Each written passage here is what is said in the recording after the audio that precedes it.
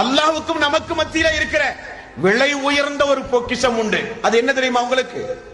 அது இல்லாவிட்டால் நம்முடைய வாழ்வே நஷ்டமாகி போய்விடும். அப்படிப்பட்ட ஒரு பொக்கிஷம் அல்லாஹ்வுக்கும் நமக்கு மத்தியில உண்டு. அது என்ன? தொழுகையா? அல்ல. நோன்பு, ஜக்காத், ஹஜ்ஜா? அதுவும் அல்ல. திக்ருகள், ஸலவாத்துகளா? அதுவும் அல்ல.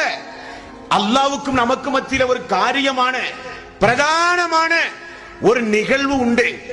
அது இல்லாவிட்டால் இந்த உலகத்தில் யாரும் வாழ முடியாது.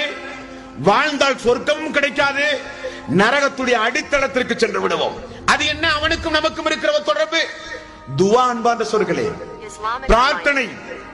இந்த பிரார்த்தனை நம்முடைய பாவங்கள் மன்னிக்க, இந்த பிரார்த்தனை உயர் அந்தஸ்துகள் மறுமை நாளிலே கிடைக்க, இந்த பிரார்த்தனை நம்முடைய ஈமானை பாதுகாக்க, இந்த பிரார்த்தனை நம்முடைய ஹிதாயத்தை பாதுகாக்க, இந்த பிரார்த்தனை